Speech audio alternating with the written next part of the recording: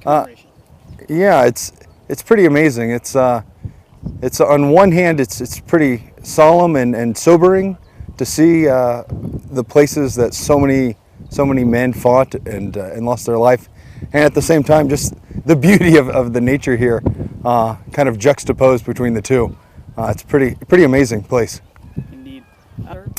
Yeah, it started with my great-grandfather. He was a first-generation American from Italy, and while studying in school to be an engineer, he was drafted right into the Army Corps of Engineers, where he served in Tunisia, of where he got wounded, shot, and then blown up, and then was subsequently discharged, medically retired as a captain in the U.S. Army.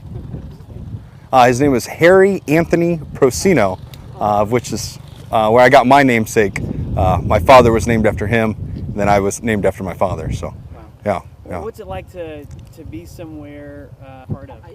Yeah, it's pretty amazing. I think we take for granted a lot of things. The sacrifice that was made, and on one hand, 75 years ago seems ancient times or past history, but it wasn't that long ago that the world, especially the world in Europe as we know it, was a totally different place.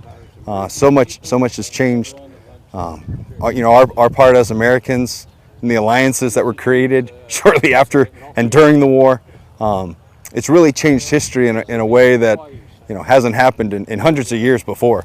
It's really changed the face of the planet itself, the borders and everything. What did it change great-grandfather's service?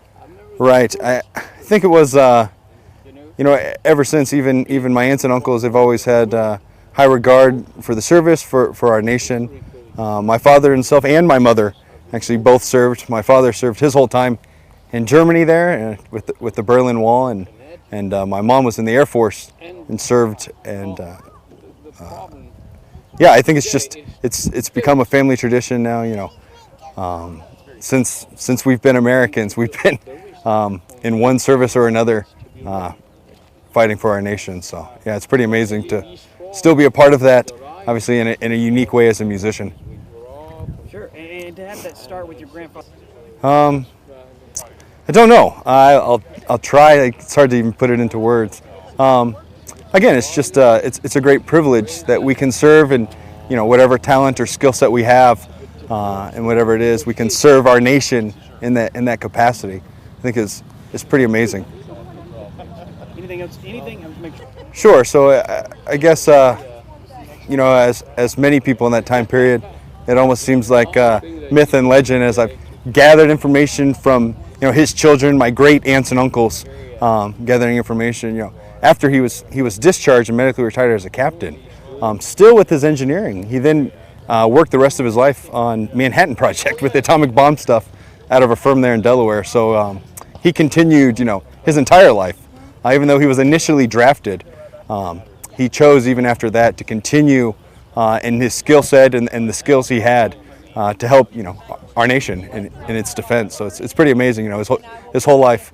And I think a lot of people that time, again talking with my great aunts and uncles, we found all this out because he wrote it in diaries. Of course, people like that, I think real heroes don't share, right?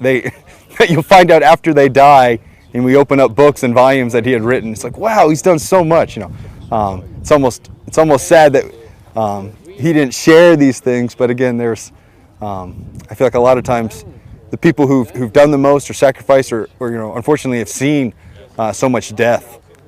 That's something that they just take with them to the grave. But luckily, again, got 7 volumes of what he's done in the Army. So it's quite a bit, a rich collection that my family has, which is nice. That's been uncovered after his death. So yeah. Can we get your official title with the band? And who you work for specifically? Sure. I'm Sergeant Anthony Michael Prosceno Jr. There in Simbach, Germany again, and I'm a Army musician. As a tuba player, the group that I play in currently is the Usurer Band and Chorus Brass Quintet. That's my primary ensemble. Great. All right. Thank you.